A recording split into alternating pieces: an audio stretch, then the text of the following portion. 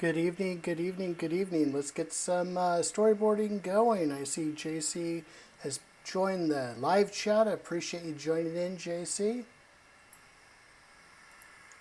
Okay, here we go. Let's make sure everything is technically working. Just make sure we got some audio here. Good evening. Let's get some storyboarding going. I see JC has joined the live chat. I appreciate you joining. Okay, sounds like we're rocking and rolling. Everything technically is moving. Let's get the live stream started. Okay, so let me kick it off right now with a question.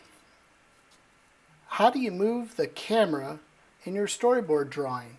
Uh, these are one of the big questions a lot of storyboard artists have, and a lot of people have reached out, just like that are asking me all the time. How do you move that camera? So, you've come to the right channel, to learn more about storyboarding and in terms of what we're doing. And we're trying to go over some basic foundations for you artists out there, whether if you're new to storyboarding or a pro joining in to enhance your skill sets, or just have a place to come and draw and have a good time talking about everything about storyboarding and the visual storytelling medium, whether you're in the entertainment field doing storyboards for feature film, if you're doing it for indie films or school films or your school projects there, if you're a comic artist and you're doing visual storytelling through your comics, animation, whether it be for a cartoon series or your own cartoons. This would also be useful for your if you're filming music videos or you're doing corporate videos or whatever. But this is the hub center that I'm trying to create here with visual storytelling. If we haven't met yet, my name is Paul Angeli. I'm a storyboard artist, and I appreciate you joining today. Right now I've seen a lot of traction for a lot of people with this channel and with the live streams, and I appreciate everybody joining me. It's really been an honor to see how many people are really enjoying the live broadcast streams. I have some future plans of what we'll do with the channel, but for now I just really appreciate everybody taking time out of your busy day, your Saturday evening, and whatever day of the week. Right now I think this is our 5th live stream, so I appreciate everybody joining. Please do give this live stream a subscribe. Please subscribe. I'd really appreciate that. It lets me know that you guys are interested in learning more about visual storytelling and storyboarding, and it just gives me awareness, gets me pumped up to keep doing this. I've been enjoying myself a lot, and really appreciate you taking the time, like I said, out of your busy day to let's talk about story. So continuing on right now, one thing we talk about, we've been through a lot of different series of sort of brief trainings here on storyboarding, and we've talked so far in our live streams, we've talked about sort of the basic drawings that you need for storyboarding. We talked about the various different shots that compose storyboards. We talked about the height and the angle of the camera and how to visually tell a story. And we're also talking about today about camera movement. How do we show that in the storyboard frame, in that shot? How do we communicate that? The camera is just a 2D drawing. We're putting it on a 2D surface, but we're trying to explain in a 3D world of what we're trying to do. And so when I'm storyboarding, I'm imagining that I'm watching the movie in my head as I'm storyboarding. I'm the director. I'm the cinematographer. I get first stab at taking that script and turning it into reality, into the visual structure, so we can share that with the rest of the team, whether it be the director, the cinematographer, your client, or whoever it might be. And it's really exciting, and I really enjoy getting first try at turning this this script or whatever the meaning is there into the storyboard, and it's going to go through a lot of iterations. And I'm just part of the bigger team of creatives putting this whole film together, or whatever it might be, animation together, commercial, whatever it might be. And it's a fun process. It's a very collaborative process. You're working with a lot of different people in trying to put the final vision together that we see on the big screen on your streaming stream of choice, or on your cell phone, or whatever it might be, video game,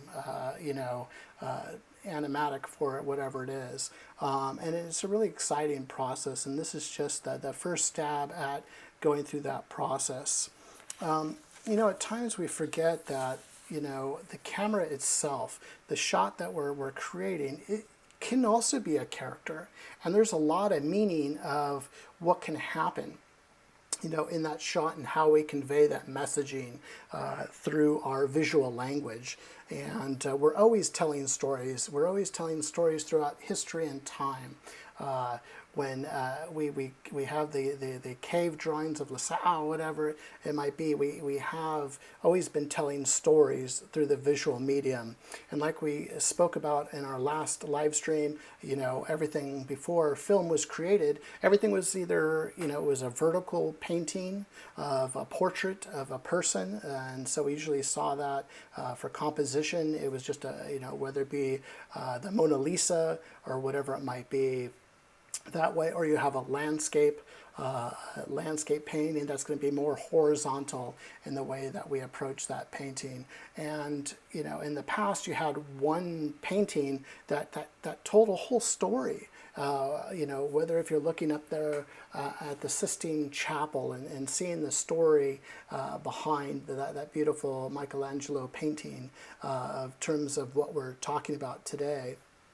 But those are all different things for composition. But right now we're trying to say, when we're moving that camera, whether, we always hear the terms of a tilt, a pan, an arc, a handheld, a rack focus, or whatever it might be. We're trying to evoke an emotion in our drawing, and how do we draw that? How do we communicate that through our drawing so that everybody understands we're all on the same page, the director's on the same page, cinematographer's on the same page, storyboard artists are all on the same page as we go. It gets the whole crew behind it through our storyboards, and we're trying to communicate. And the camera has its own story. You can create, not only just movement, but it's just the feeling. You can whether that character is isolated, or they're in a heroic stance, or maybe they're ready for a big battle. That camera move is going to demonstrate that in your visual drawing.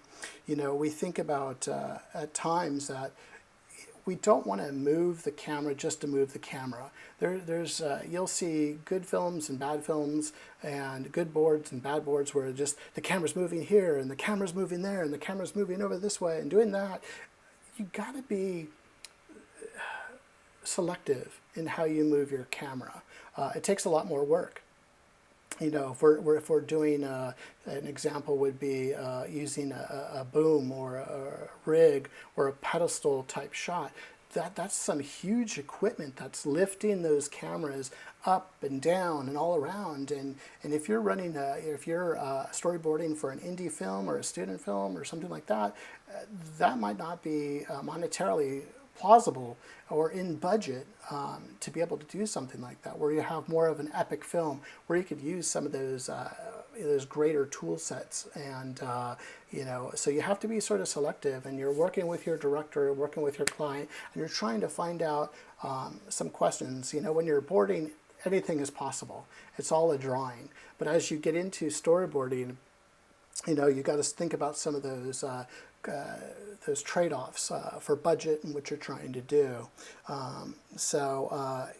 As we talk about moving the camera and that frame that we're trying to create, we can do a lot of different things. And what we're trying to do today is enhance those tool sets so you have more tools in your arsenal, so you can pick and choose those tools when you see fit that you want to do that. And if you're trying to hit a certain beat, or you're trying to have a certain focus on a certain character or subject that you're trying to focus on, that's what this is all about, what we're talking about today. So I hope this is useful. Let's see, Jean-Claude, what did you do? The camera needs to be motivated if it's going to move. Exactly right. There needs to be meaning behind that. You can't just move the camera all around willy-nilly. It needs, sometimes it's just one shot that might have a camera move to it, and everything else is a static shot. In terms of what we're doing. So let's get into our drawing. Let's get into how we're going to do this, how we're going to show this, and explain sort of the process of what we're trying to do today. So let me get my notes out while I'm talking. Let's go for it, friends. Again, I appreciate you watching the live stream. If you do like it, please give it a like. Please subscribe so you can see more of this content. We're having fun. So let's talk about our film language here as we're going over the basic foundations. I'm trying to spend a lot of time just going into the basic foundations. A lot of folks are talking about storyboard and how this or that, but we're talking about the basic foundations, and you need to know your film language. You need to, and that's where this series of live streams, where I'm having fun with it, is teaching folks about the basics, the basic foundation of your film language, of your film knowledge, your film acumen, so you can translate this into your artwork and your storyboards. A couple things before we get started also too is make sure you're sketching every day. I know I sketch every day. I post on my Instagram feed religiously daily. It's just a place to hold myself accountable for drawing. All of us artists and pros, we need to keep honing in our skills. I remember a pro reached out to me and we were chit-chatting about, we called it not necessarily learning, but exploring. I'm always exploring new artists. I was asked a question the other day by somebody who do you like better? Do you like Marvel? Do you like DC? If you're storyboarding, which what do you like? And what attracts me to is an artist's work. And whether it be comics or film or a music video or a new animation style or something like that, that's what gets me excited. And I like to study. I like to study those different technical techniques, and I sort of call it. And I was talking to this pro. We sort of were like, it's exploring. You know what you're doing, but now it's like I'm exploring to add more tools, into my tool chest of knowledge and skill sets, and how can I apply those into the boards that I'm creating for a director or a client. So please be drawing every day. Get that sketchbook out. I know I always have a series of sketchbooks that I always have on me at all times. Whether if I'm traveling or I'm here at the home studio, that I'm sketching, that I keep a record. My wife is always joking with me because I have so many of these black sketchbooks everywhere in my office, and I have to try to keep everything organized over here. So I'm just practicing all the time, whether it be both, and when you're using just a pen and paper, it makes it excellent to keep going with that. So let's kick into this camera movements. And the first camera movement we're going to be talking about today is sort of our static shot itself. It's a static movement. It's not really a movement, but it's when, let me grab my camera here so we can sort of do a visual while we're drawing too. It's a locked off shot. So when you get your camera, it's locked on, it's on the tripod, and it's not moving. It's right there. It's a static shot. And I know it's not quite a movement, but it's something to know how to do. So let's kick this over into Photoshop here. Let's talk about those static shots, okay? So I had already started drawing this one right here, just to sort of get ahead of everything that we're doing today. But this is sort of what I'm talking about with a static shot. I just want a simple shot here. Let me get a layer on here. and the shot isn't going to move. It's going to stay right there. We have our focus of what we're trying to do.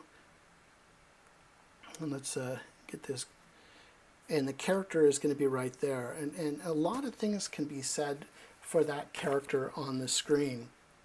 You know, usually we see a static shot like this that's in a fixed position that we want to focus on the dialogue. Usually you see the over-the-shoulder type of shot in this particular camera move. There's a lot of dialogue, or we're trying to really focus something. We want the performance of the actor, or the subject that we're shooting. That's the main focus, and that's why we don't want any distraction going around the area. So if I sort of zoom out a little bit, I don't want to see a bunch of distraction going on over here. I don't want to see anything going on. I just want to focus on the character themselves. I just want to focus on that one subject, and that's it. You know, maybe let's just say this is the static shot here, and we're focusing on. Let's go here.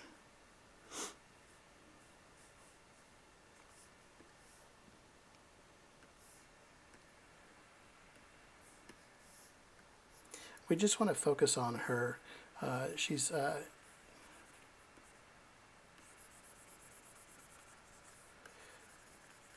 maybe there's just an emotional shot here.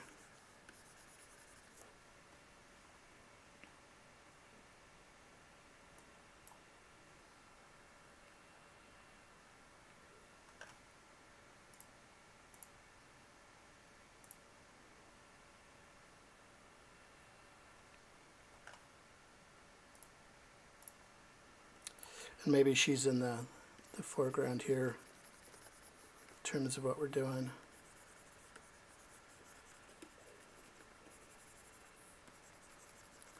We want everything here. Maybe there's something going on here, and maybe there was we're trying to get in that static shot.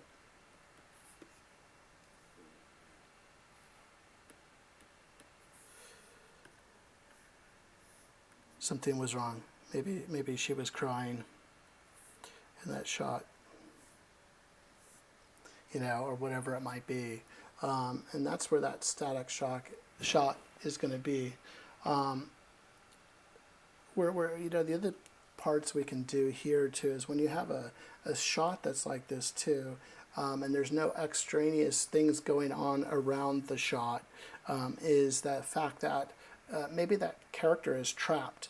Maybe that character can't move anywhere, and you know, we sit there and we look at you know, different movies, and I know that there's quite a few films out there that you can refer to where that static shot, and we're just watching that character in that box of a shot, or a box of a frame, and there's just nothing they can do to get out of that frame, and it makes a really interesting emotion if you're thinking about it.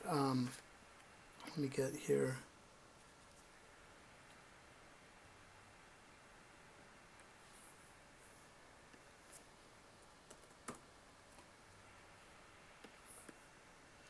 So if we're thinking about those, let's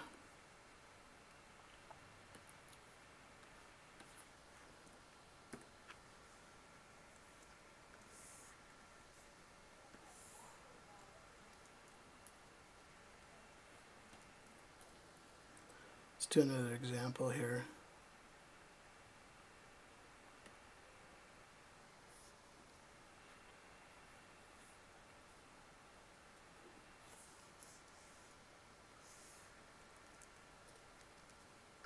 What we're talking about. What happened here? Come on.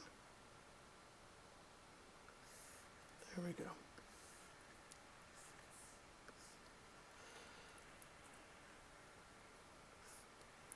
We're looking at that frame here.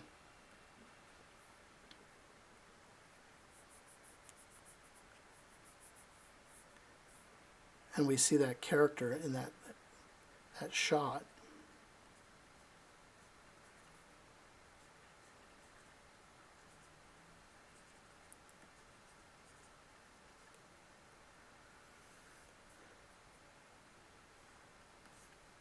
And maybe they're just isolated. And that shot is not moving, showing that they're trapped.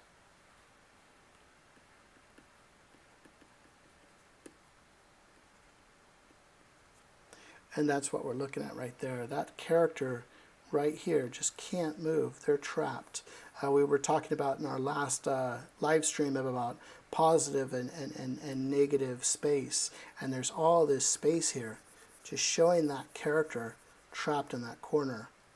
And so we can take our composition and just sort of keep that shot there, you know, in terms of what we're trying to do. You know, you sit there and think about the good, the bad, the ugly, or something like that, and you have somebody like the character of Tuco Ramirez.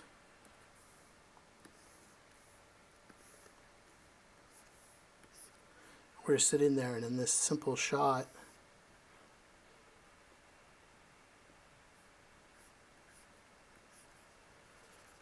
there might be a tree there.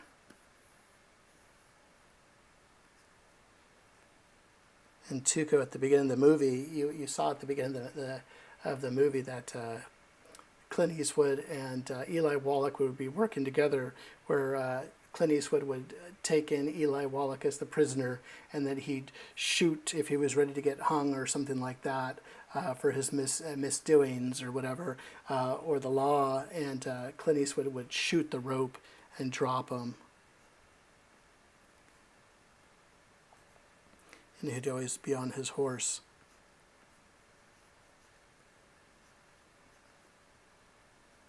His hands bound or whatever. And that's sort of what we're talking about, a static shot, you know, in terms of what we're doing.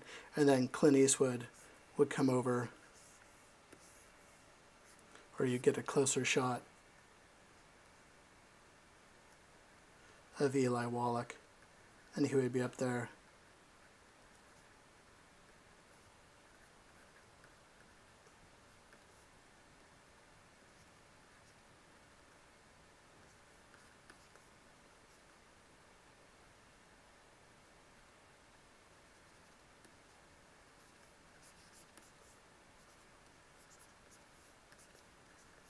Get that crazy hair, the mustache or whatever. He's be sitting there with his rope around his neck, have another static shot, and then at times he would be sitting there when they were getting bored, and he'd be picking his ear or whatever. And then Clint Eastwood, whoops.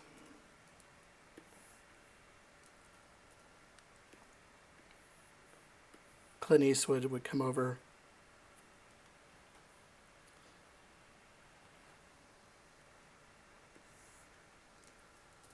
with his long rifle.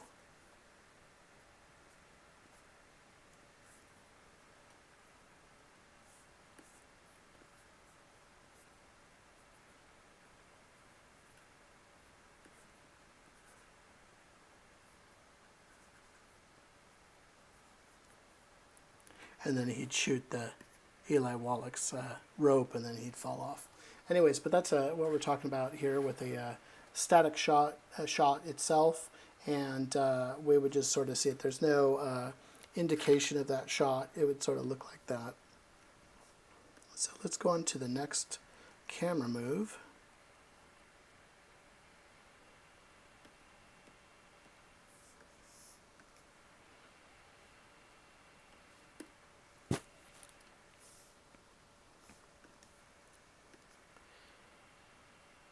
The next camera move we're going to be talking about is going to be a pan. Now we're starting to move the camera. Like we said before, turn that off real quick.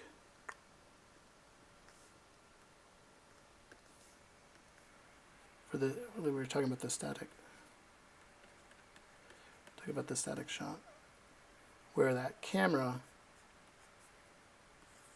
the film camera is right here. It's on the tripod.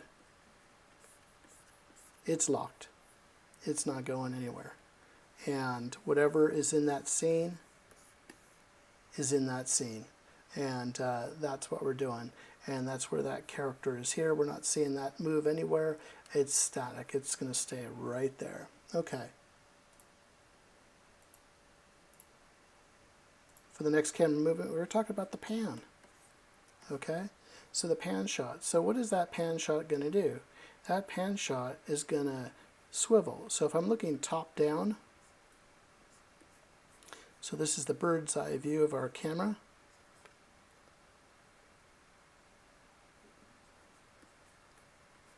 Here, what we're doing is this camera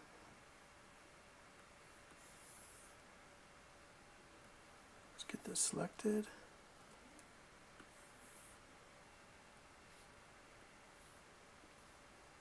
So we're rotating that camera this way. So if we're looking top down, that pan is going like this. Okay? And that's what we're trying to do. And how do we do that? You know, we're doing the pan because we're moving the camera on its horizontal axis, both left and right. You know, we're following action. We're seeing where everything is going. The camera is still, but we're just showing the pan. And so let's draw that out now.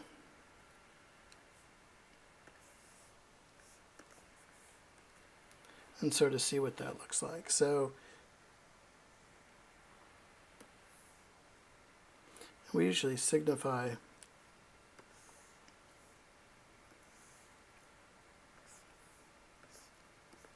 this pan shot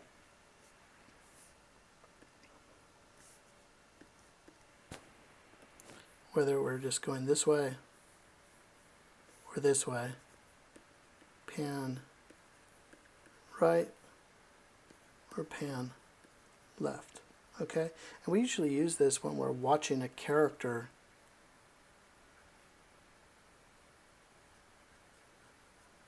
move across the screen. So we're watching that character in the shot move this way or that way. And as they're moving, that camera is spinning on its horizontal axis as we pan. And it could be a long pan or a short pan. A slow pan is you're trying to really focus on what's going on. You're following that action. A slow pan builds anticipation in terms of what we're doing. A fast pan is furious. You usually see high anticipation, high action, a fight scene or a sequence or something crazy going on. And there's a lot of things going on. So when we see that, if it's a slow pan, it would be something like, we're following the action here. Let's move this character out of the way.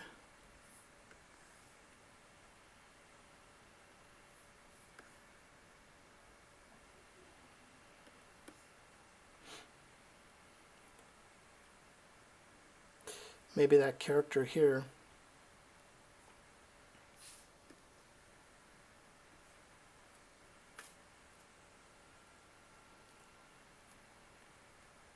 we're just trying to build that anticipation. Oops.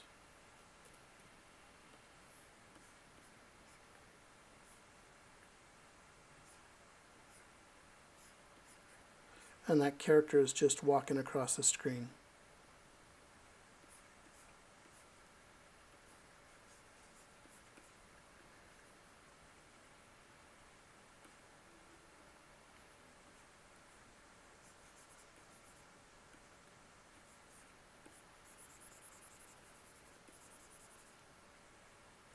And that pan is just slowly,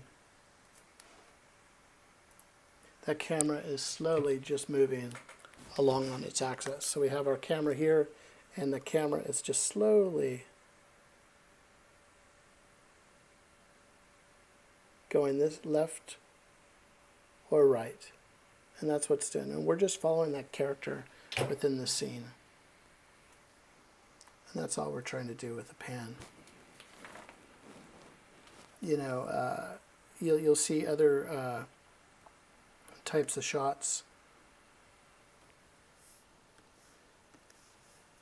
You've heard of a whip pan.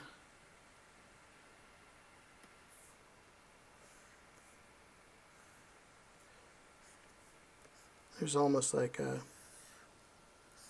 as I'm storyboarding it out, just sort of my process is think of 3 different frames. You would have the start, the beginning, the middle, and the end of the frame of that particular movement of that pan. So the way I would indicate it would be if I'm following the character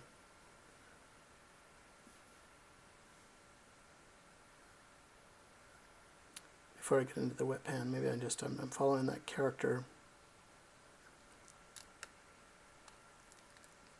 Just make it real simple. That character is just walking across the screen. We would get those shots like that.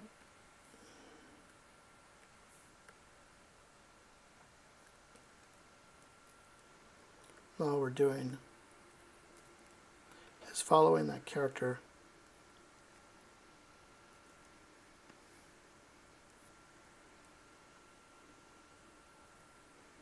across the screen. Okay? And that character is moving. Let's use blue to show. That character is just continuously moving across the screen, and that camera is moving across is moving on its horizontal axis left to right. So this would be my start shot, this would be my end shot. And then we were talking about a whip pan, and you see this a lot for a couple different things. Oops. So let's talk about that whip pan.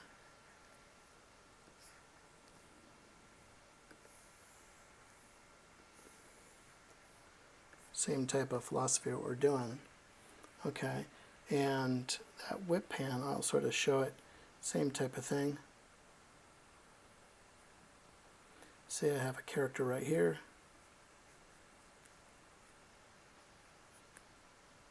And this character's actions or something that we're watching here.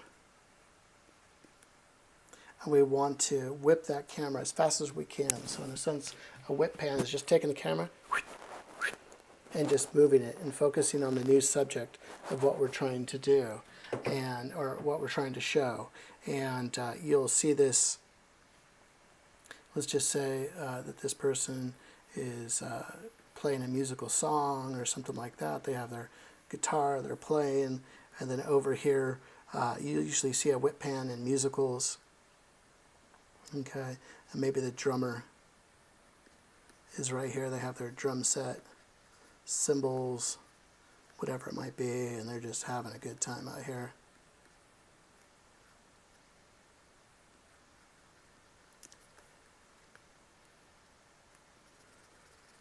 They're playing their drums, and what it is you can signify this by this. And you're starting with shot 1,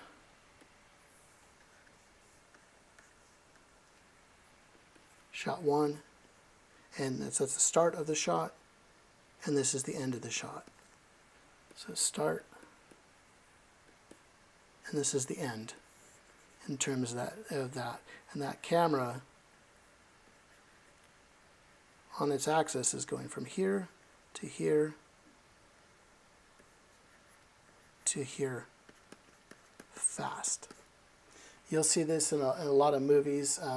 You'll see it for dramatic purposes, like you'll see this in La La Land, and you'll see the camera focused on one character, zip to the other character, zip back to the other character, and go back and forth to create intensity of the scene, or that they're together, they're coming together in terms of what we're doing. I think the other believe it was Whiplash.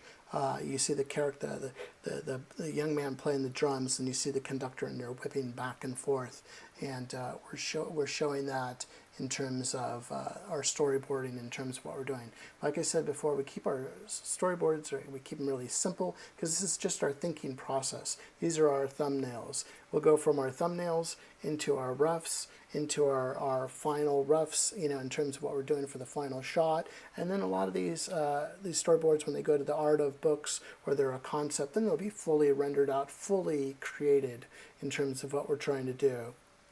But with this shot, I think other movies, you see it as comedic. You see Django Unchained. You have Tarantino doing this between his characters. And, you know, you sort of have that for shock and awe. And you're doing those whip pans in terms of what you're doing. We're just checking the chat here. No problem. I appreciate you joining in, SV. I know you can't watch it right now, but yeah, I'm going to put this back on the replay, and you can watch it anytime at your leisure. I just appreciate the text message, and keeping in touch. Appreciate all the support. Take care. Have a great night, and let me know what you think of the replay. Okay, so moving on here, we've talked about the pan, and we've talked about the whip pan, and we're talking about the camera moving right here on its horizontal axis. Okay, so we're going from here to here, so the camera is moving like this. But let's continue on going. Let's talk about another movement.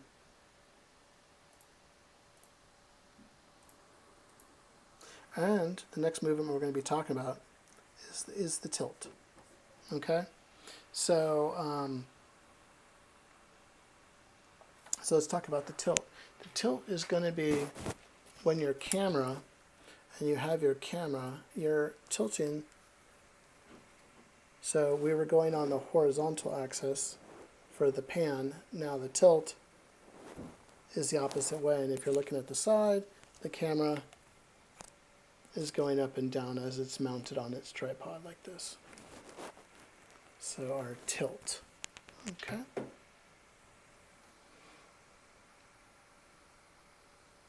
So how do we show that? How do we explain that? So again, the camera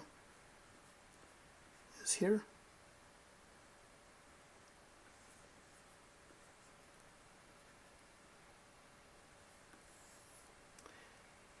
And instead of going horizontal, we are going vertical. That camera is going up, going down, going up, going down. Now we got our low angle, high angle shots that we were talking about on our last live stream, but that's what we're saying with that camera to do. Okay? And we were talking about that last time. And one thing I didn't get a chance to talk about that I'll talk about real quick. Let's get our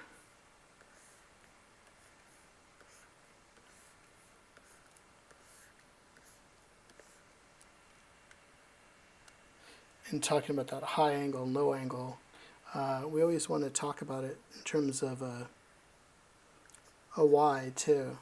So if you're looking at a low angle shot of that character that's there, would be here. And if you think about it, it's sort of a fun little trick here as you're storyboarding. You have your Y here, and then if you're on a high angle, you do the the opposite of that.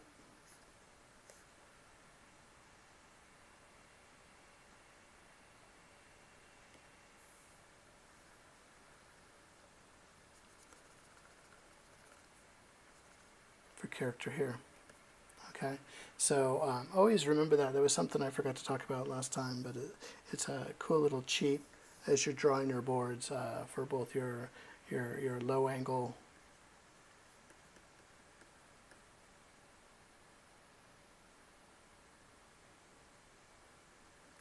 and your high angle as we're talking here.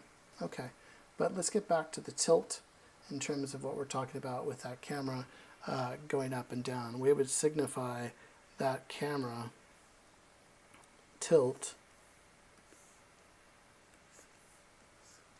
would be like this: tilt up, tilt down, up, tilt down. Okay. Usually in animation, they usually use camera moves in red. That's there too for you, for what you're looking at. Okay, so let's talk about that. How do we draw that out now in terms of the tilt itself? Like the pan, I think of it as 3 or whatever many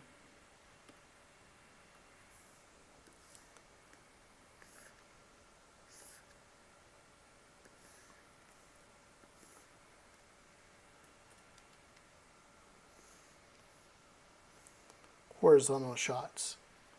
And what we're doing is, like I said before, is we're moving that camera tilt up. You know, if I'm looking at that, we would have our character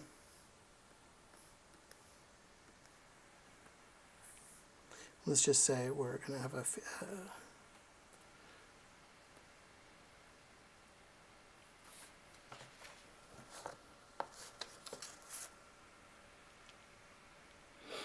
we're going to have our character here. Let's see how we're going to do this.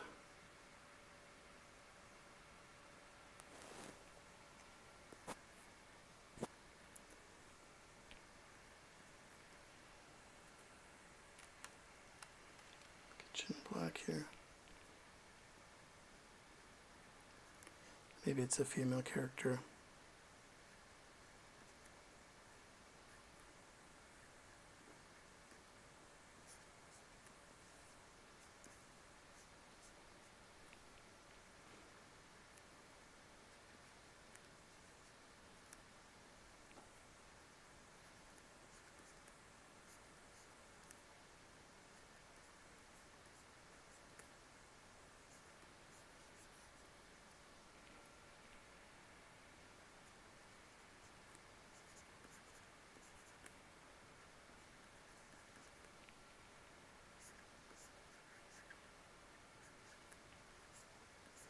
Let's draw this out real quick.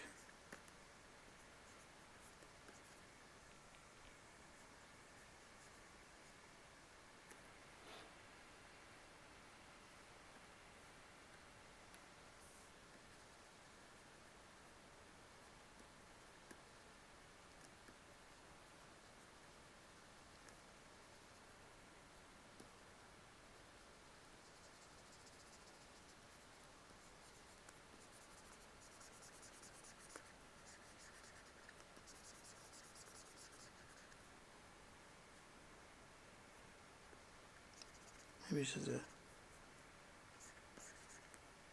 assassin of some sort or whatever. And we want to tilt that camera up and down in terms of what we're doing. So we have the shot.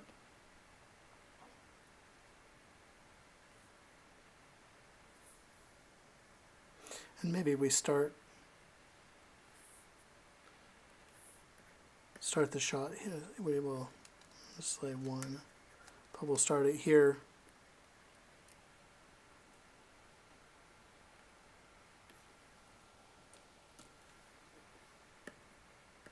We'll start here and end here. So what we'll do is this will be the first shot right here. And if we think about it, we can have some fun with this too, because the lens will create a little bit of difference. And so let's to show that here, let's have some fun with this and sort of go from the middle point here. See if we can pull this off here.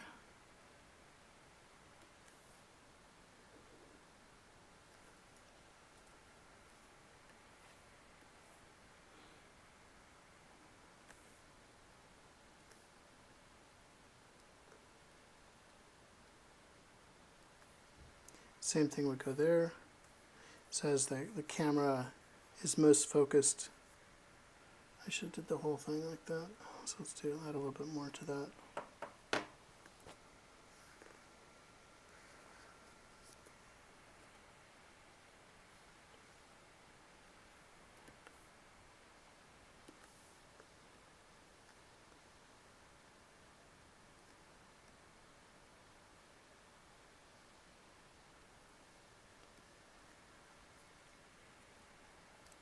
Let's go ahead and do that. Let's get a little bit closer here. So we create that shot like this. This is where our shot would start. And then pretending that we're going through each of the frames with the animatic, that tilt would be there. And we do the reverse for a tilt down, where we'd start at the subject's face and then go down. We're doing this sometimes to see detail too. So let's just say that this was a sniper type of character, and what we wanted to see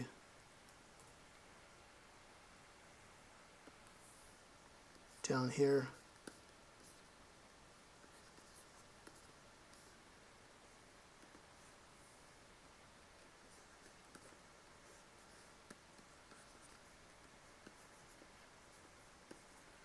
Was the character she just beat up or whatever it might be. So that character's right here. So you use those you can use that tilt. So if you're starting off her face, you can use that tilt to show some sort of detail, to push the story along. Or you could do the exact opposite. And maybe there's some detail up here at the top, you know, in terms of what we're doing. So you get some ideas as you're storyboarding of what you can do with your tilt. You know, tilt also shows you know, dominance and vulnerability in terms of what you're trying to do too. You know, you're trying to show scale. Another option with a tilt too.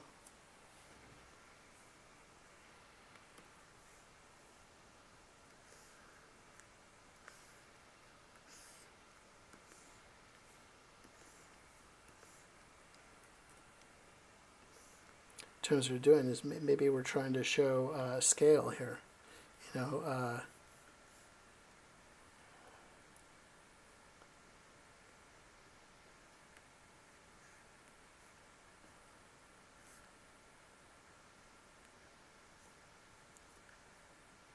Maybe it's a giant building or whatever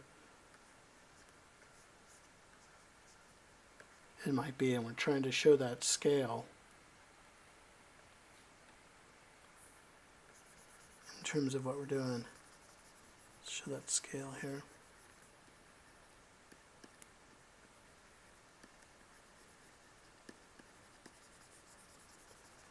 And how it dwarfs everything else out in the city. And when we're storyboarding, we just want to stay, like I said, real loose, real simple, nothing fancy. These are just our initial thoughts of what we're trying to do. And say there's a building here, and we're doing the same type of thing. We're going to start that shot right here, and we're going to tilt that camera up. We could play the same little game that we were playing before, where we grabbed the image here a little bit, transformed it a little bit. If not, we'd have to draw it if we were on paper. But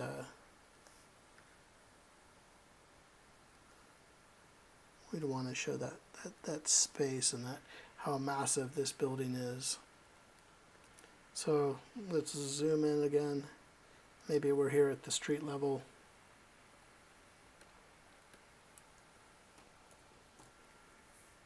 And you have your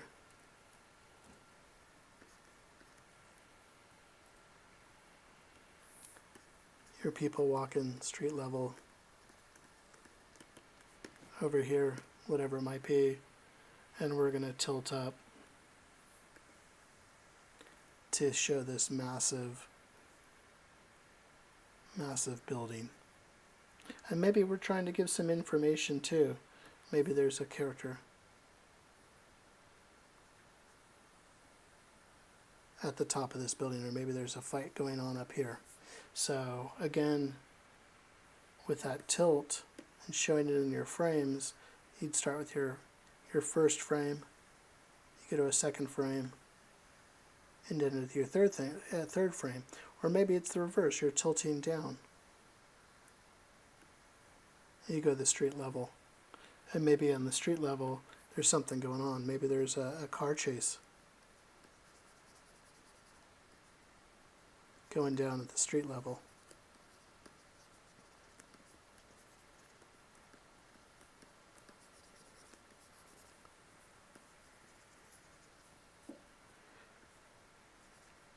And that's what we're trying to show here.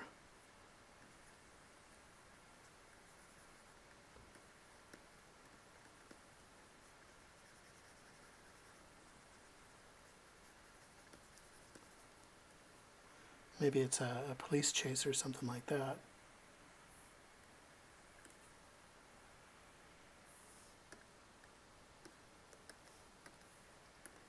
We're not doing very much, with it. So think about it this way. You have that tilt again, starting off at the top of the building, that first frame, and you're tilting down. Boom. And you're showing that there's a car chase going on.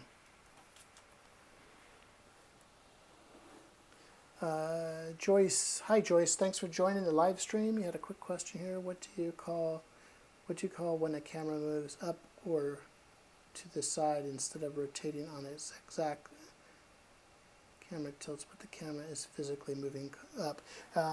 It's a boom move. We'll talk about that in a little bit at the towards the end of our chat here. But usually the camera is on a device called a pedestal, and on the pedestal system, there's all different types of boom rigs and cranes that hold the camera up physically in the air or that type of thing. But there's something called a pedestal too, and the pedestal boom shot will raise the camera up and raise the camera down. And these are the type of devices that the cinematographer will attach the camera device to, and then put it up and down on that vertical axis and what you're trying to do in terms of that particular shot. We'll talk about that towards the end of our little chat here, and what we're doing. But I hope that answers your question real quick in terms of that shot. Okay, so we've talked about the so right now we're doing pretty good, folks. We've talked about the static shot. Whoops. What's going on here? Zoom back out here. Like I said, we talked about the static shot. We talked to pan, the whip pan. We've talked about the tilt, and continuing on our journey.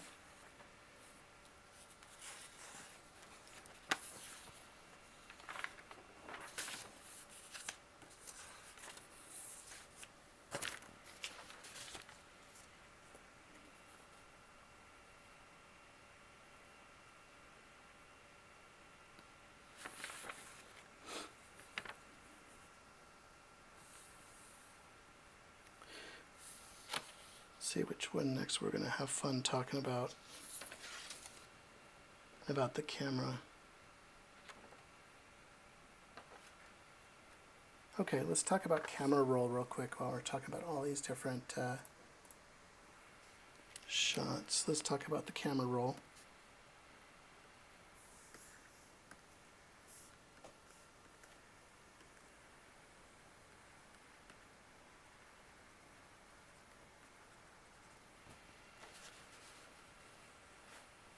Camera roll is, let's say we have our camera. See, I can visually show this to you guys. Okay, let's see, we have our camera, and we're looking at it front on. Yeah, no problem, Joyce. Happy to answer. Yeah.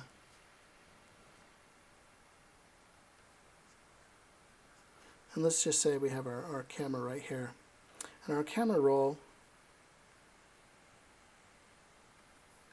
would be right here. And what we're doing with that camera roll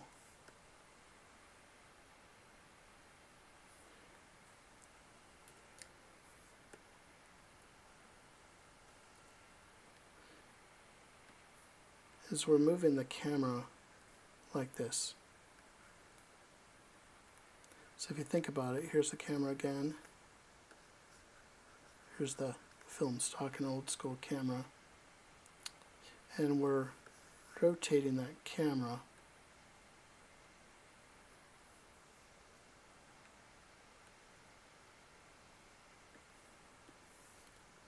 like this. And you'll see this, it's not used a lot, but it's used a fair amount of times in terms of getting the shot. So if you're thinking about a storyboard,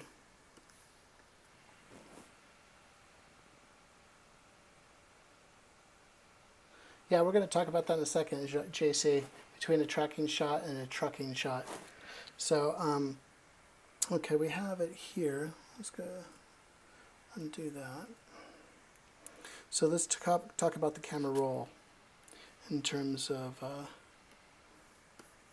our shot here. Let's create a panel real quick.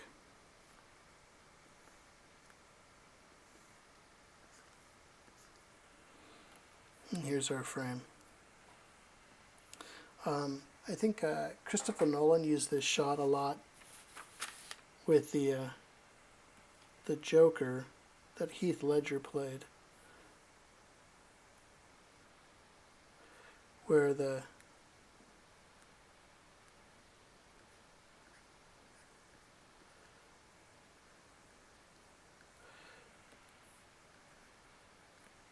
Joker himself, Heath Ledger's character,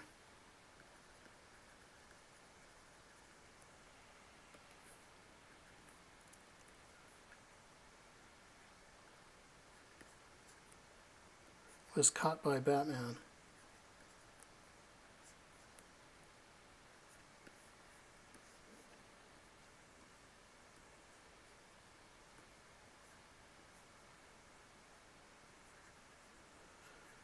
Drawing this out first, then I'll show you what I'm trying to explain.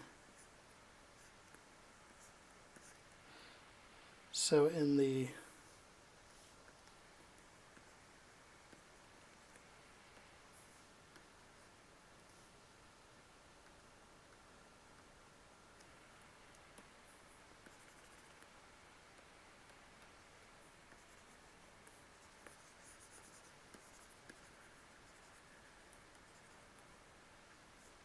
So to simplify this shot, what ended up happening, and this is where that roll, that camera roll helps,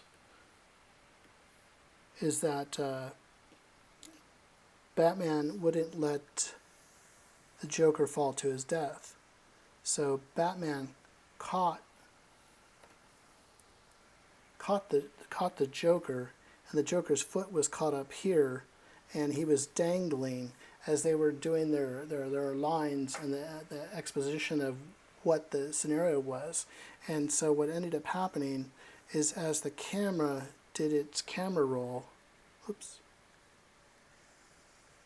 like this, as we're thinking, the camera rolled itself, capturing the picture. And what was a really cool nuance that Christopher Nolan did was that he, if you think about it, instead of being in a position of weakness,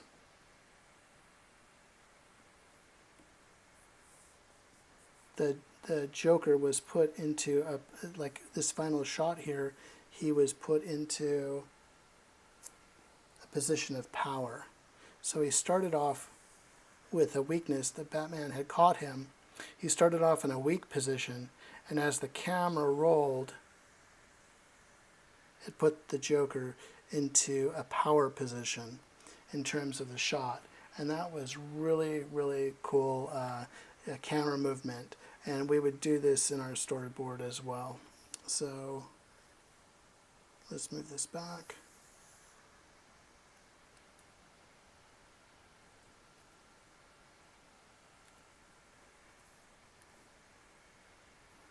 And what we're showing with that is those lines.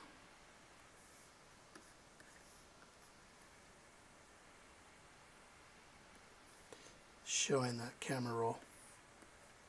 and that's how I would show that frame for that. But that's, you know, you can use it a lot of different ways. You can use it for conflict. You'll see some interesting shots that are there. It disorients the viewer too when you're rotating that camera around. It's great with conflict like we just showed in this example. And, you know, it's pretty cool. Okay. So the next thing we're going to talk about is how is our tracking shot.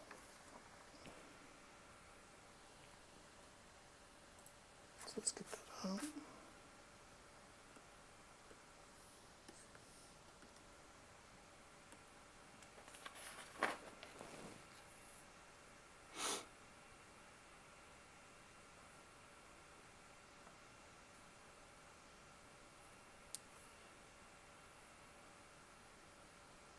So our tracking shot here, oops, get this down.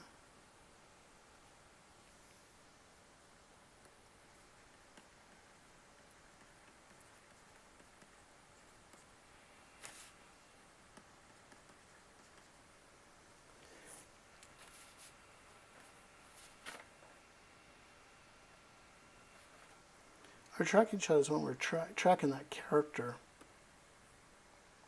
and we're moving with him.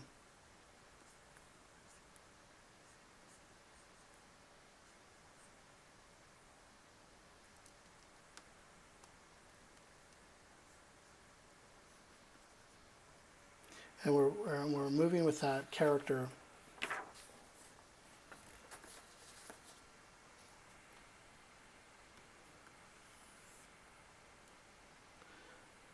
across, because we were talking about the pan, but now we're following that character all the time. You know, we're following that character in terms of what we're trying to do.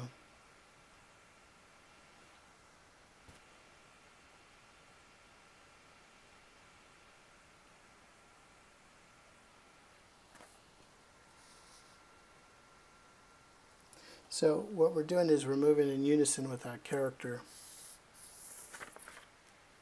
So let's put you over here.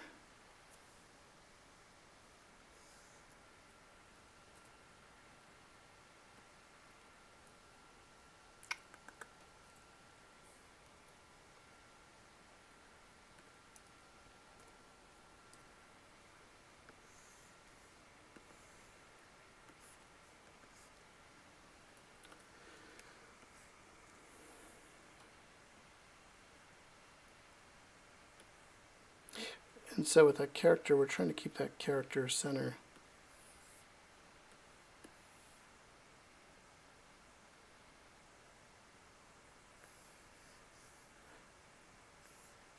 So like this, let's go here. Let's get this tracking shot.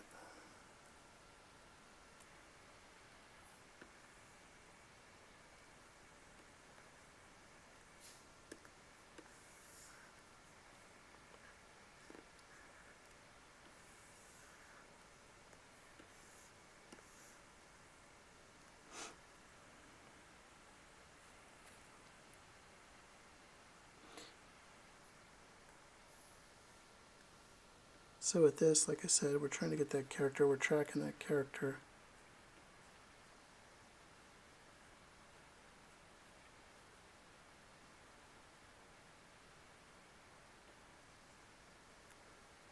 And we're moving with them.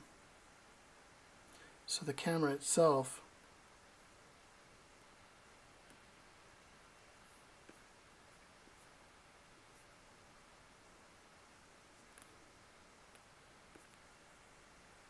and the character, we're moving with both of them.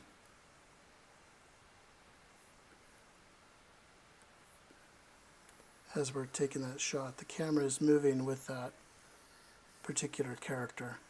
So when the character is in it's always on center and on point, and we're moving that camera with that character. In terms of what we're doing, you usually see this you want to see where is that character going, how are they moving, where, you know, where are they, what are they trying to get to? There's a sense of let's follow. It's usually a long take too, because I want to see where this character from point A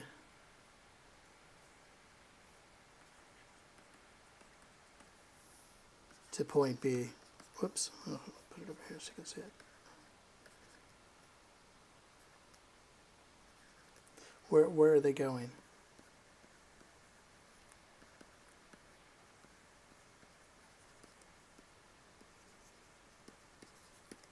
Where are you going?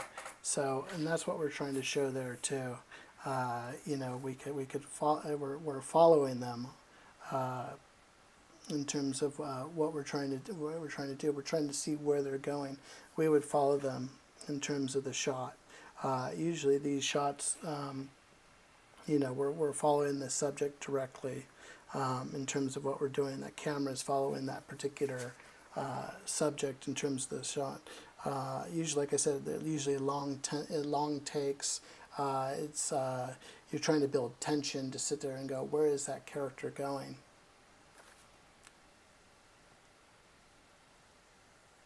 That's correct. Yeah. So the cam is locked, Jean-Claude. So the cam is locked on the character, so they're moving together in the same direction. Yep. So the same thing would be if I'm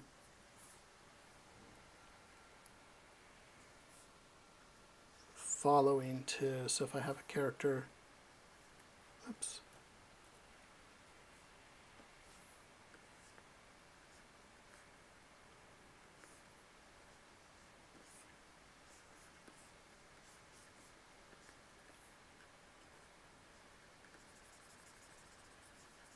I'd follow that character within the environment too, and the camera is just following them.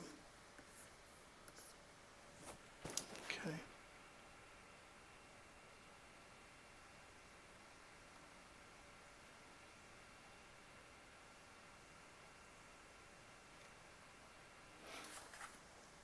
You'll see that in a lot of films, well, action films and things like that, where there's a chase scene or something like that, you'll find that that tracking shot. You just pretty much the camera is tracking that particular subject in the shot. We also have the trucking shot we were talking about too.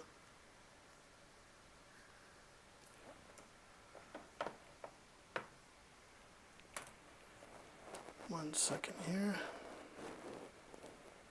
Get my example.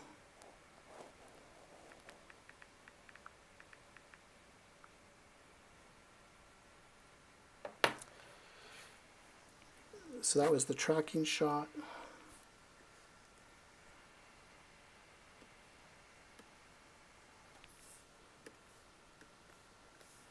The trucking shot.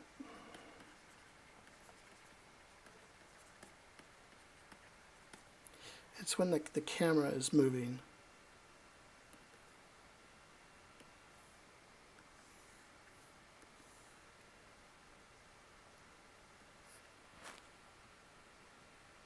Yeah, that's true, JC.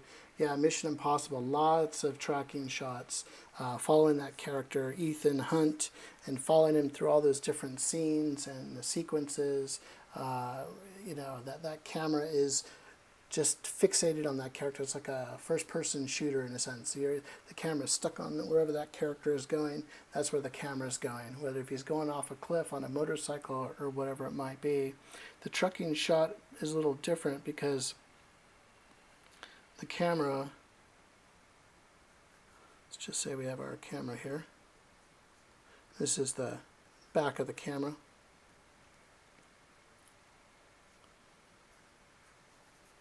That camera will be on a track.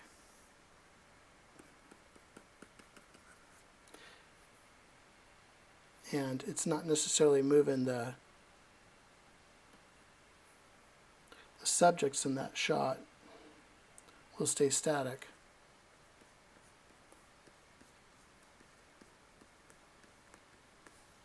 Or the situation's there.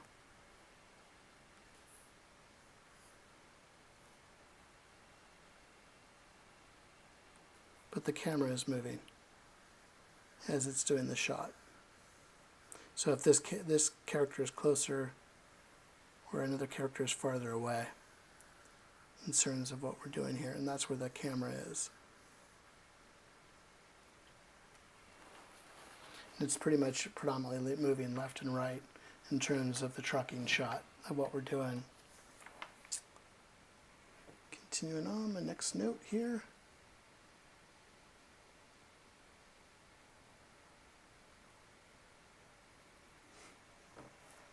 Okay, so that's the trucking shot.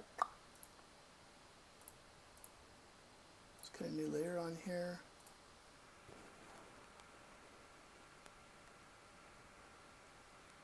Yep, exactly right, JC. So JC, okay. It's basically a dolly on the horizontal plane instead of going in and out from the subject. Yep.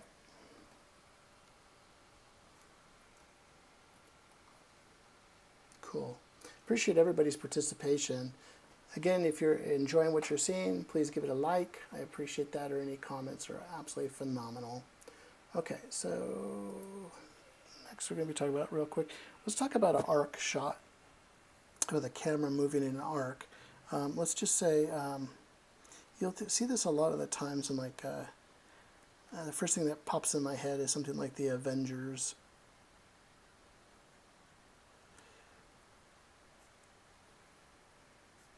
And stuff. So you'll have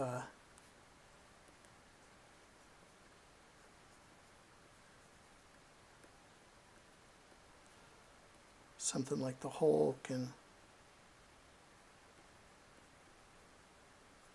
Black Widow, or let's just say Captain America.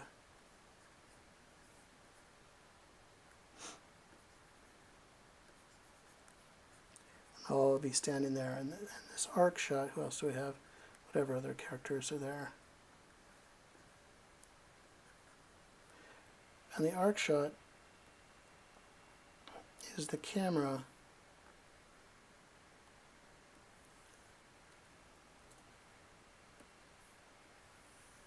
will go around them. So if you think about the camera,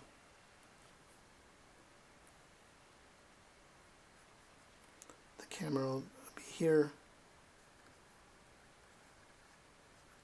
The camera will be, that's usually saved for like superhero shots. That camera will rotate around horizontally around the characters. So it'll give you that epic shot, as I know on the Avengers that when they finally unite and become the Avengers, that shot will be there.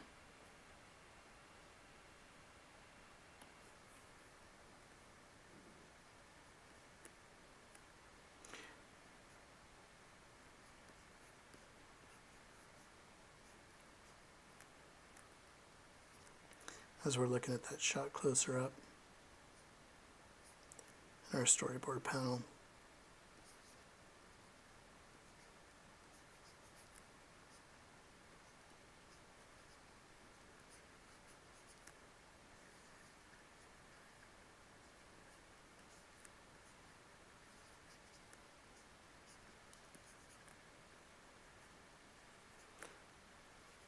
You'll see that camera just move around them.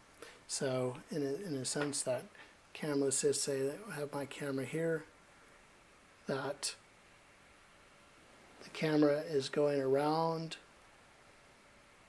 the subject, going like this. And that was a pretty powerful shot in the Avengers, once the team finally became the Avengers, in terms of what you're doing there.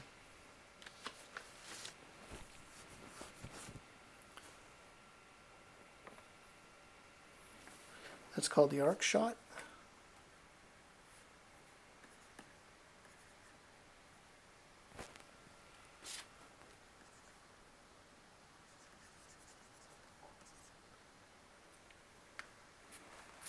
Okay. Continue on going. We're starting to get into, I believe it was Joyce was asking about the boom shot. Boom shot is when the camera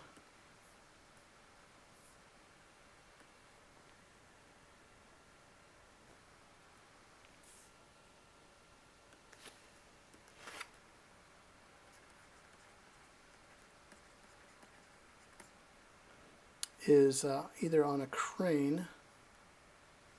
Think about it like this.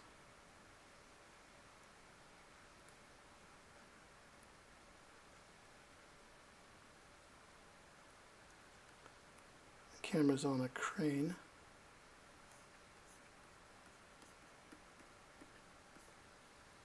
And it's filming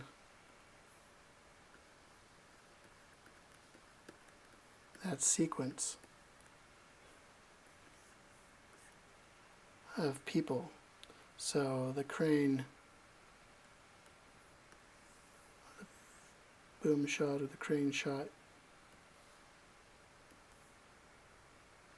we can move that crane up and down and get those higher views of the crowd in terms of what we're trying to do.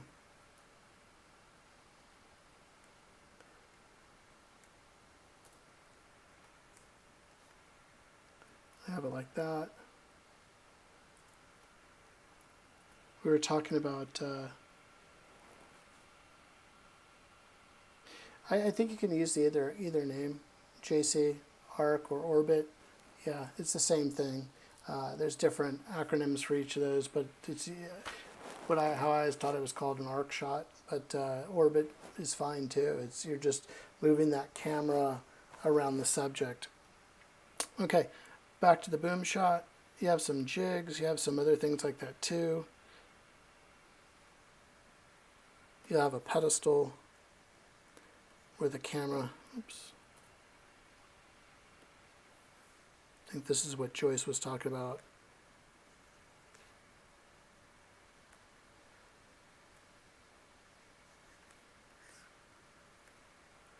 Where that camera on the pedestal is getting that vertical going up and down in terms of what you're doing. You have your different jigs that you'll put in there. Or you have something like a same type of thing where you'll have the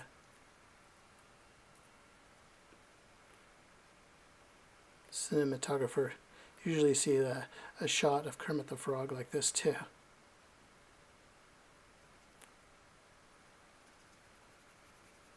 And they'll be shooting down. And there'll be a counterweight. And then this will go up and down, getting those crowd shots in terms of what you're doing for those boom shots. And what do you see as a storyboard artist when you see those boom shots? Let's create our picture frame here.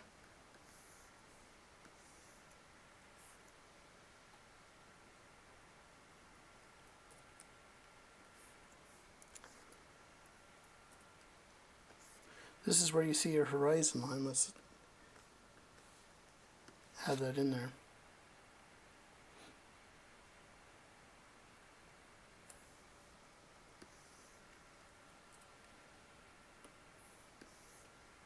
Where that boom is lifting up, and you're seeing that go up and down in terms of what you're trying to do.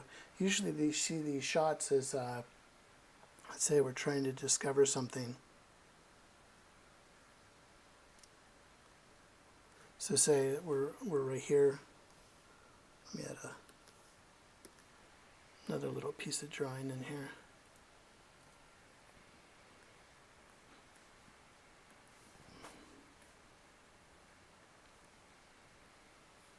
Say we have the character.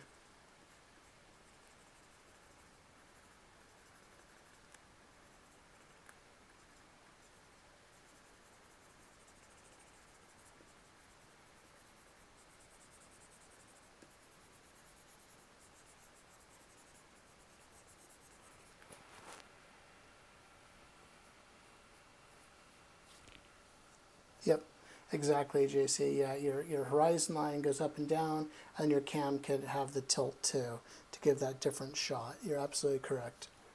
So, but what we're seeing here is that when the camera is lifting and that camera is tilting, oops,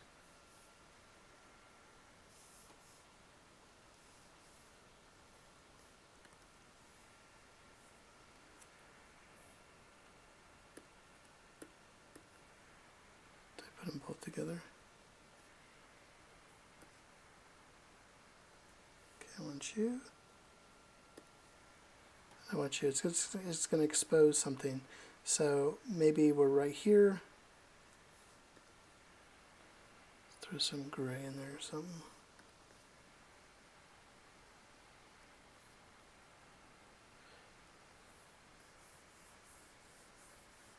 Okay, so this is our character. We're doing that that shot. So we're starting up here, and as that crane rises and tilts, it's going to expose what that character is going to see. So if we're on a rule of thirds, that character is going to go down, and maybe let's see what he's going to be exposed to. Let's see what he's seeing.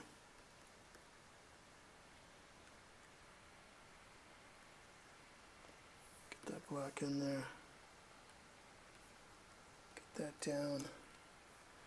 And let's just say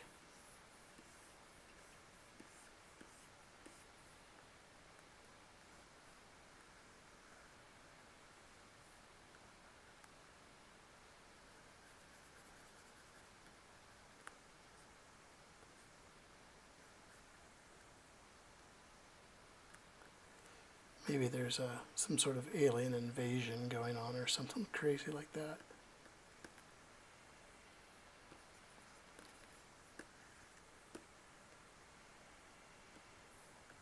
But we were trying to reveal something.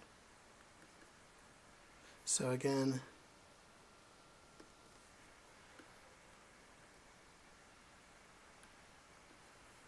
the character's up here looking, and it's exposed as that camera's lifting and tilting. They're exposing what's going on underneath. So that's how I would storyboard that guy out. But that makes it sort of fun there too, what you're trying to do. Like we always say, keep the storyboard simple in terms of what we're doing. So like I said, with these type of shots, they're more expensive. So usually if you see an indie film or you're working on an indie film, you probably don't have, it costs a lot of money, and maybe you want to put that money towards more footage, for more coverage for your film, or a scene that you need to capture. You have to have more people operating these type of systems. These systems you got to rent, etc., etc. So there's a lot to it. Okay.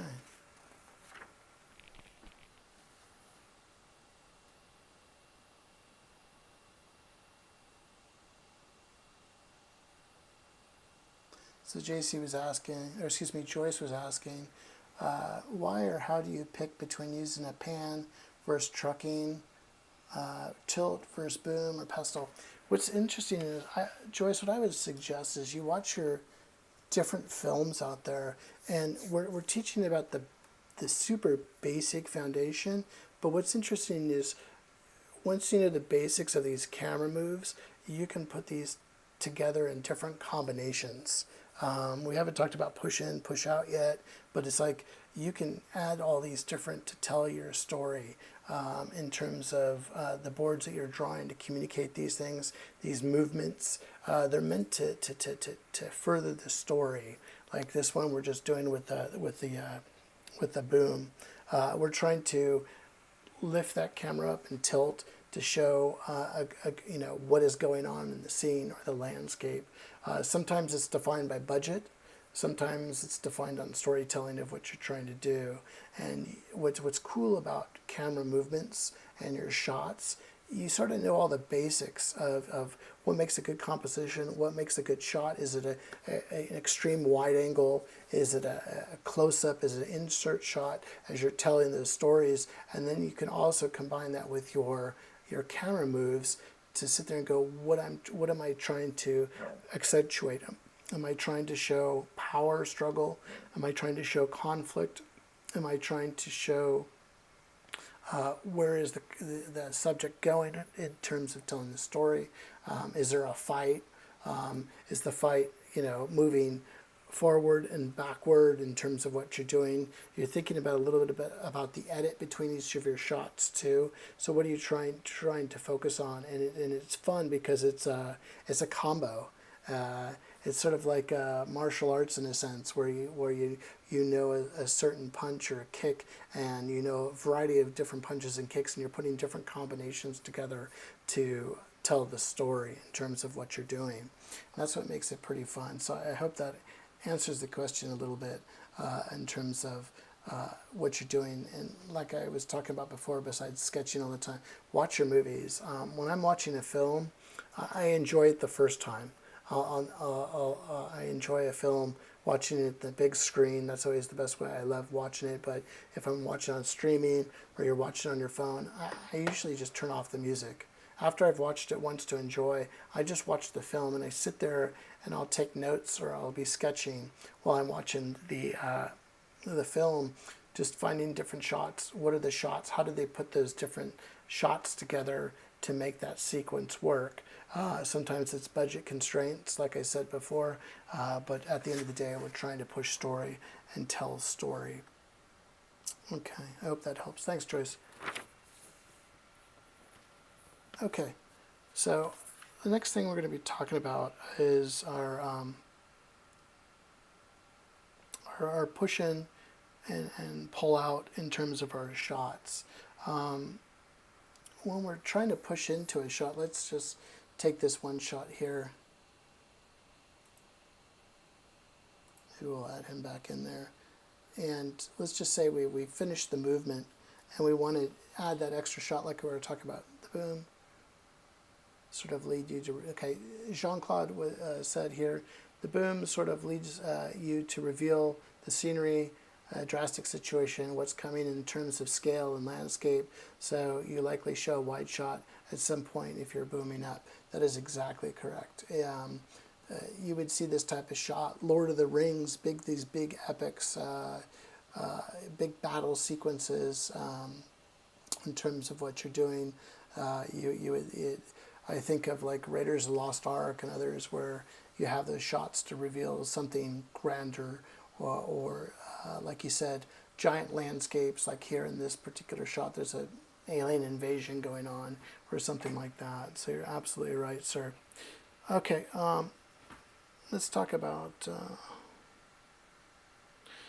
our series of dolly shots.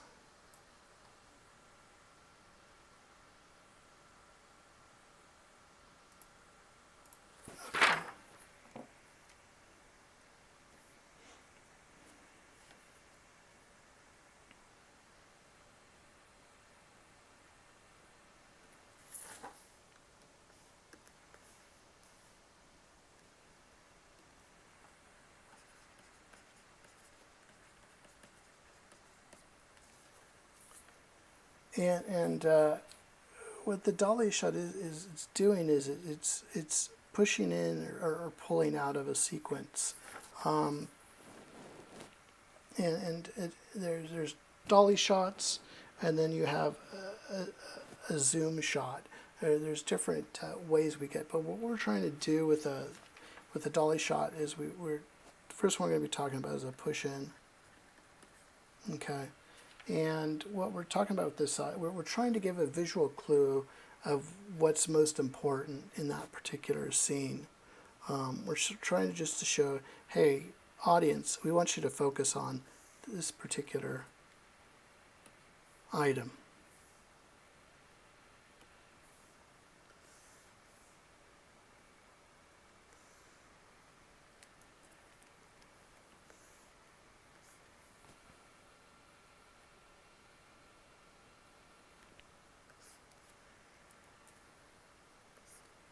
Okay, so let's say we have our character right here.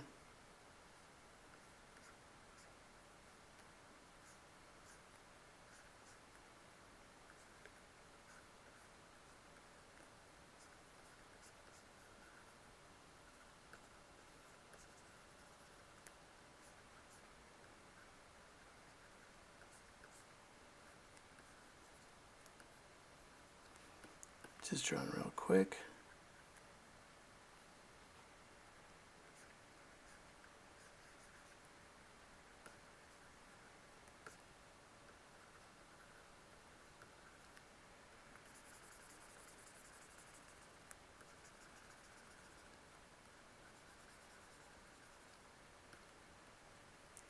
And maybe that character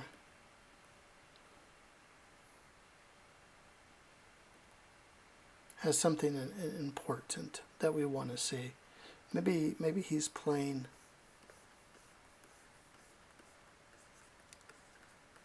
he's a gambler.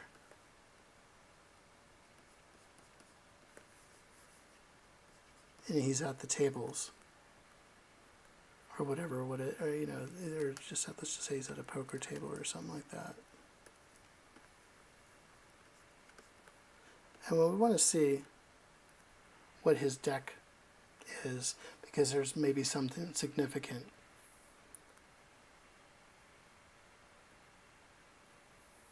And all we're trying to do with our camera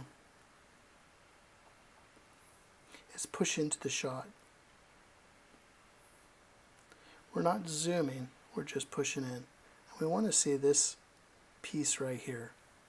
This section right here is where the focus of where our camera is going to be is on this.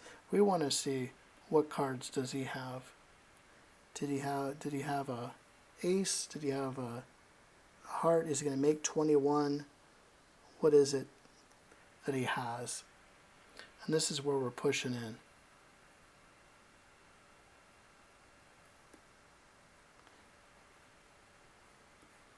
So we're pushing in that shot. And we could symbolize this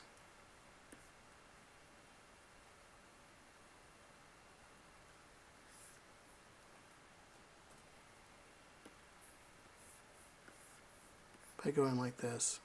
That we want to see what is in that shot. What cards does he have? Has he got blackjack? What does that character have? We can do the same type of thing with the character itself, if we want to push in to see an emotion or something like that with the character.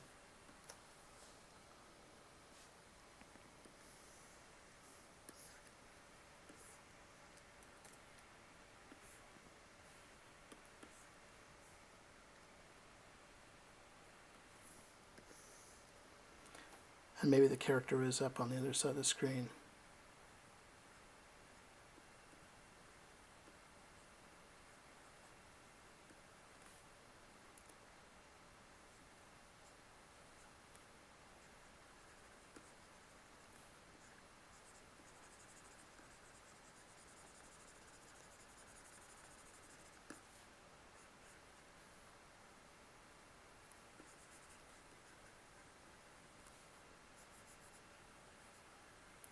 And we want to see what she's up to.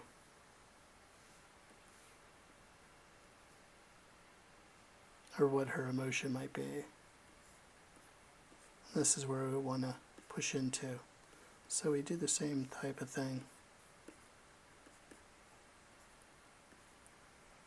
Like that. And what we're trying to do with the camera is we want to see what's going on with her. I know that's a little off here, but that's what we're trying to do.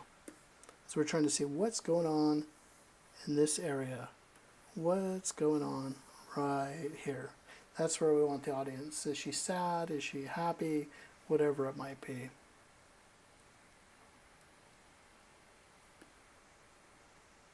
And that's the push in. The opposite of that would be the push out.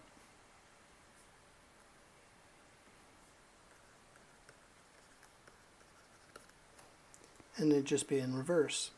Maybe we're starting. Let's go back to that. We'll draw a little bit bigger on this one.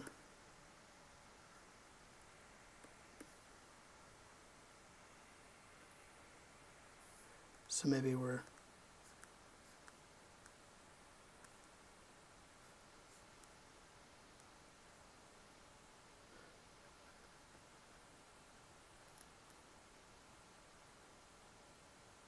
just say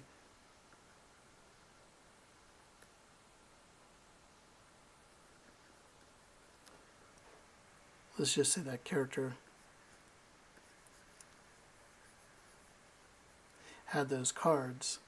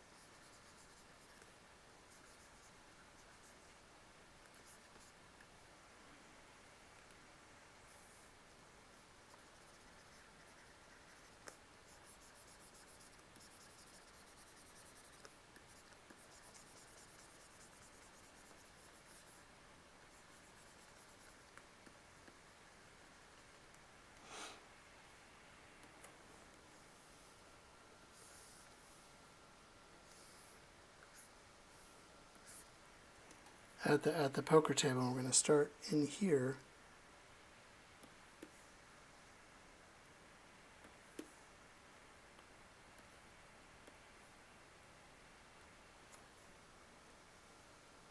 And our shot that we're talking about started here. And then we want to push out. This is where we're focusing on, and we're pushing that camera out this way, like that. And maybe the character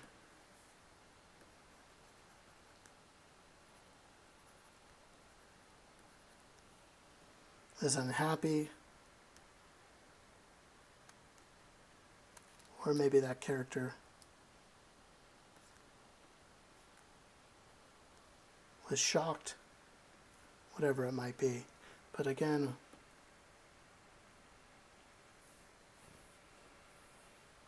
for that dolly shot, push in, push out, like that. Another way that the dolly works too is a zoom, and this is where you're changing the focal length of the shot itself, and it could be fast, it could be slow, it could be dramatic, in terms of what you're doing, and you're changing the focal length. And what you're doing is, when you're doing a push in, push out, or for a dolly shot, you'll usually see a lot of the background will stay. You'll see the casino and all the people, and everything will be, let's just say there's some women there in the shot as we're making this up. Some onlookers.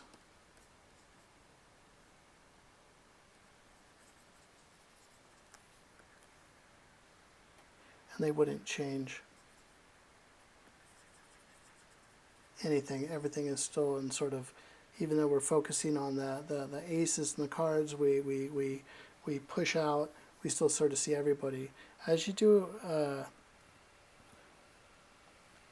zoom in, or a dolly zoom, let's close it out.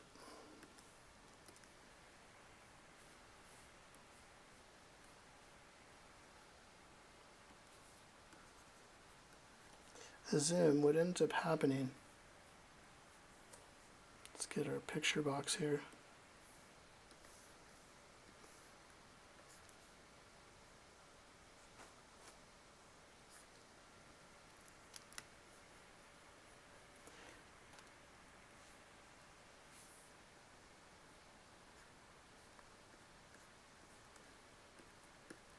Is the world around the character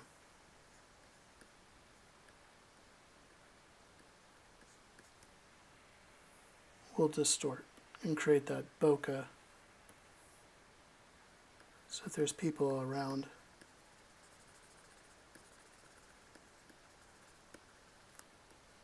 the character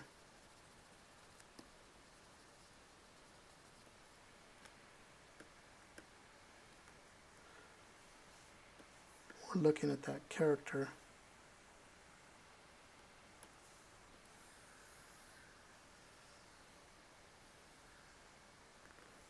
It'll isolate that character.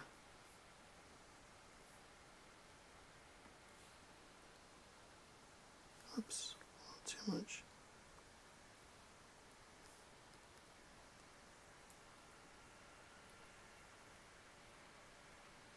As we're focusing, so as we dolly zoom in, these characters will be in focus and then pop out, and then as that, the character will stay the same, but as we move in, those characters will blur. And you know, usually it's for you know, a dramatic effect. You'll usually see that in a lot of Kubrick films. We have a crash zoom too. Usually see it for comedy effects and things like that, where it'll be all internal with the camera as you're doing that zoom into that shot. Makes it pretty interesting, but it's isolating that character in terms of what we're doing. The other thing we'll be talking about too is a dolly zoom. You know, in terms of what you're doing there, a dolly zoom is where you're either pushing in, pushing out, and you're zooming at the same time. It's called the vertigo effect. You saw that, you see it. Hitchcock created it for Vertigo, in terms of creating that. Yeah, exactly, JC. Yeah, that dolly zoom is a great shot there. I think in Jaws, you have Roy Schneider sitting there in his beach chair, and the shark attack's going on. You're moving the camera. You know, you're dollying it in, and you're zooming at the same time in terms of what you're doing. Like I said, Hitchcock created it. It's called the Vertigo effect. Like I said, based on Alfred Hitchcock's filming of Vertigo, in terms of creating that. Right? Like Spielberg did it with Jaws, in terms of that. Like JC was just mentioning about the.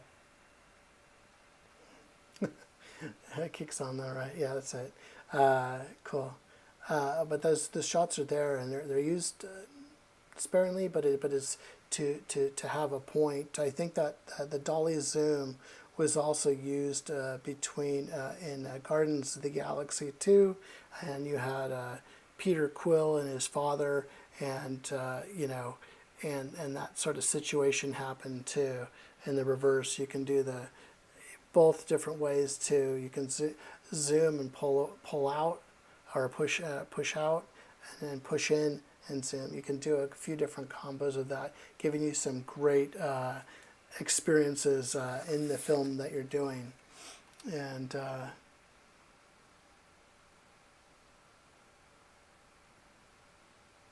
I think there's we talked about the boom. You know, we were talking about the excuse me, I'm sorry, we were talking about the dollies. Okay, I think the last one we're going to be talking about is about you know, random movement. This would be your Steadicam, your handheld shots, in terms of what you're doing and filming. Usually they're notated.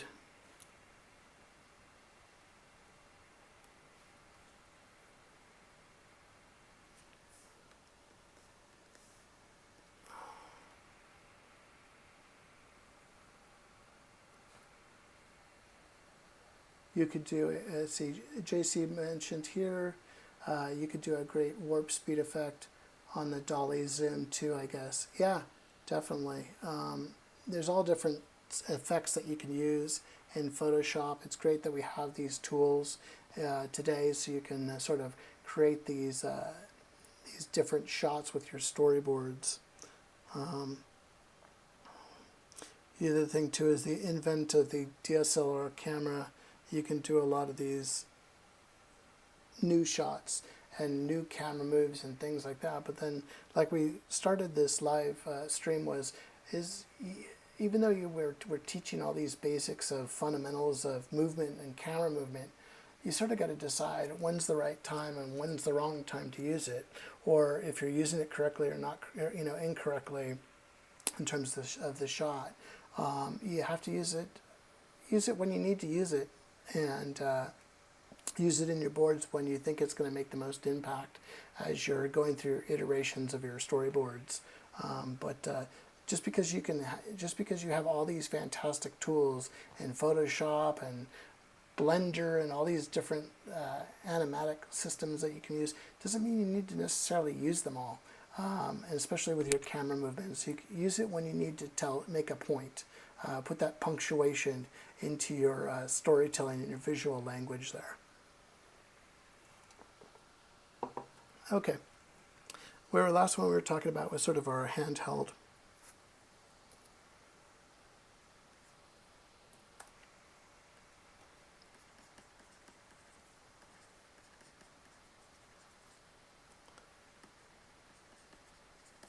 Our handheld shot or handheld movement in terms of what we're talking about this evening. So let's get our picture frame in here. Boom. And usually there's different ways to signify, not necessarily the handheld shot, but there's a little bit of, they call it a little bit of movement. There's a little bit of camera movement. You usually see like this in guerrilla filmmaking, where you're holding the camera, and when you're holding it, you can either have it with a Steadicam. A Steadicam would be a device that holds the camera, so the camera is always in balance, and you get a smoother movement with that. If you're actually just holding the camera and I'm running around doing a guerrilla shoot with my DSLR, I'm going to have a certain amount of shake, and you usually see that in documentary style films. You'll see that in films like The Hurt Locker, where I'm going to get this on a handheld shot, or I'm going to get this in a, it makes it more real. It makes it feel like it's live in terms of what you're doing. And there's a time and place, and I think I was talking to Joyce about this earlier. There's all these different combinations that you can use, and you think about something that's smooth and elegant on a boom shot or a trucking shot or a pan or something like that, and then you have this shot that's more like, is it action paced? Is this a Bond film, or is this a action film? I need to get in there. I need to be there in the first person.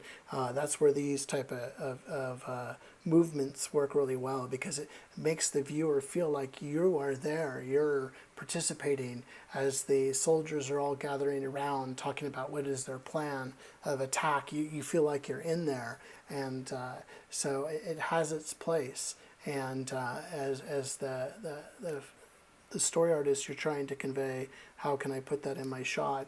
And it's up to the director and cinematographer of how they're going to shoot that. But those handheld shots or Steadicam shots, it's going to give you a lot of random movement. It's on the fly. You're trying to experience in terms of what the shot is, of what you're trying to do. And so I always try to pull out my camera to show you guys, what is the camera actually doing besides the storyboard itself. And you would see that, and it's pretty much, just to draw that out real quick, it's the either the camera operator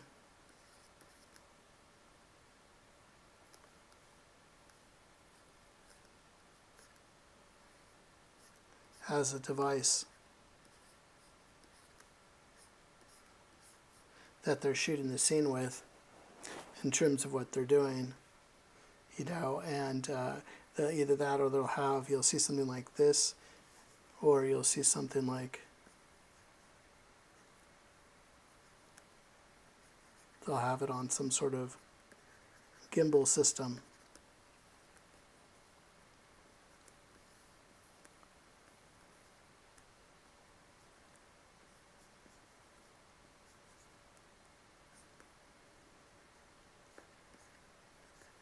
As they're shooting the sequence, and they'll be running around that sequence, following or tracking the actors in that shot. Put some black in there.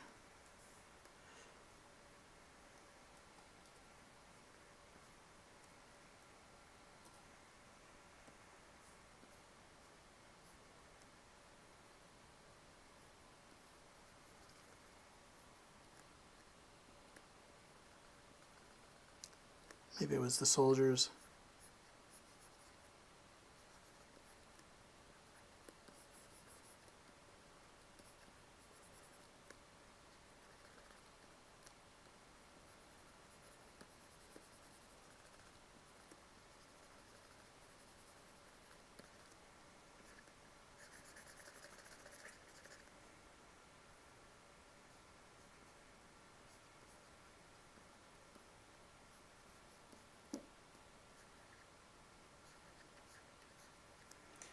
And you'll see that handheld. Just follow those actors all around as they're walking through the scene, and they'll be filming them. And that's going to be the handheld shot. You want that realistic, crispy movement, the jitter to the camera. You know, even if it's smooth with a steady cam of some sort, but that's what you're trying to get out of it in terms of what you're doing. So this evening we've talked a lot about a lot of different movements and how these movements could be used for what you're trying to do. JC, thanks so much. I appreciate all your conversation in the chat. Thanks so much. But tonight, like I said, folks, we were talking about all the different camera movements. Use them sparingly. Use them when it's making the most impact for your story, your storyboards in terms of what you're trying to show. And, you know, everything has its own story around it.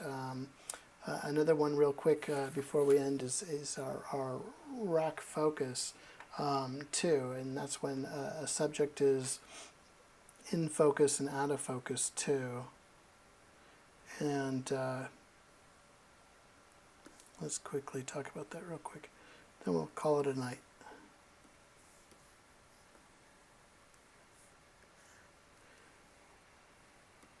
Let's quickly draw 2 panels.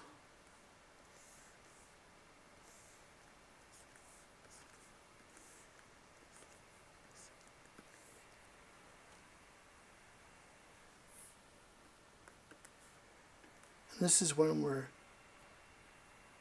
changing the focus on the lens.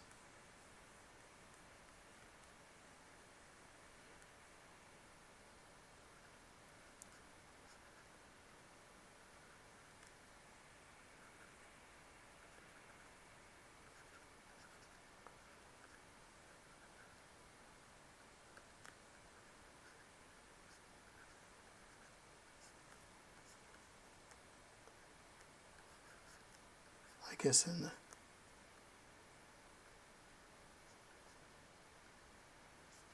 sort of drawing Dracula here.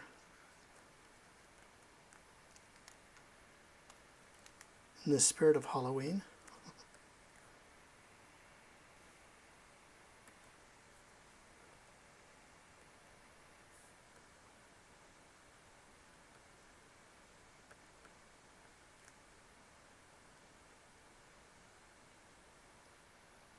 So let's say we have Dracula here, and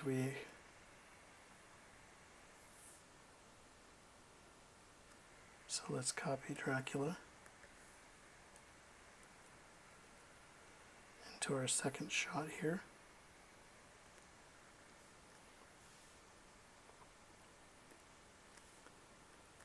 And since it's Halloween,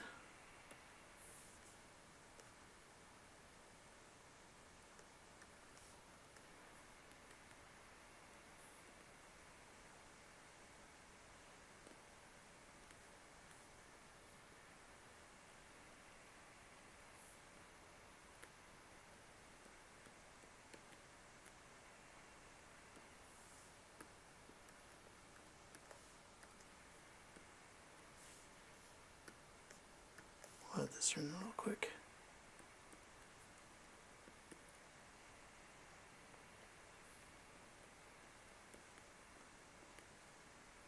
So let's copy our quick pumpkin over.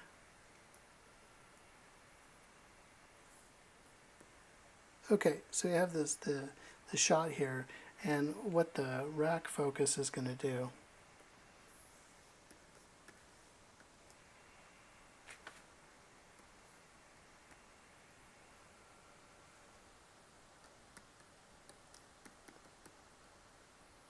is that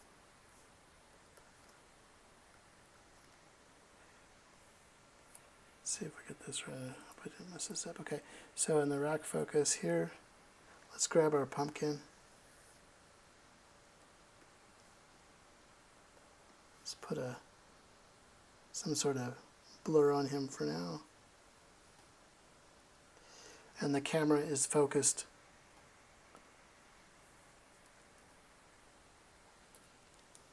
on our vampire.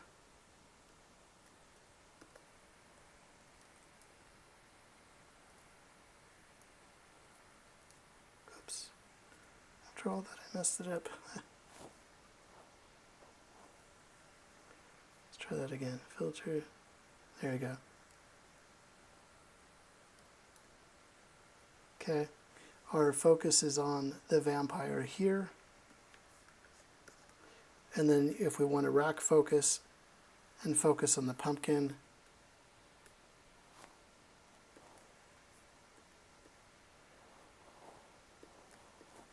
then what we do the opposite. And we wanted to focus on the pumpkin.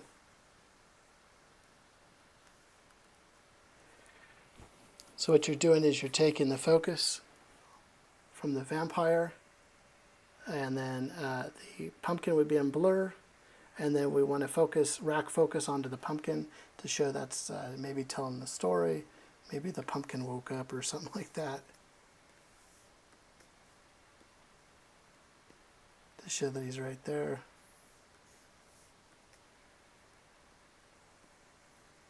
And then so the vampire is out of focus on the second shot. And that's what we call a rack focus. Anyways, I hope everybody had a great night tonight. We talked about a lot of different things. We went for a little bit of time here. Vision Animation, thanks so much. I'm glad you enjoyed the tutorial. JC, Joyce, everybody else that joined. I really appreciate you following me tonight and enjoying giving me your time on a Saturday night so we could talk about the camera movements and storyboard drawing tonight. So thank you. Don't forget to like and subscribe. I really appreciate it. It lets me know that you enjoyed it. Enjoyed the live stream. If you caught it on the replay, please drop me a note if you couldn't join us tonight. I'd love to hear your feedback of what you think of the series right now. I look forward to seeing you again next week. In the meantime, take care of yourself. Have a great night. Keep drawing and keep storyboarding. Till next time, talk to you later.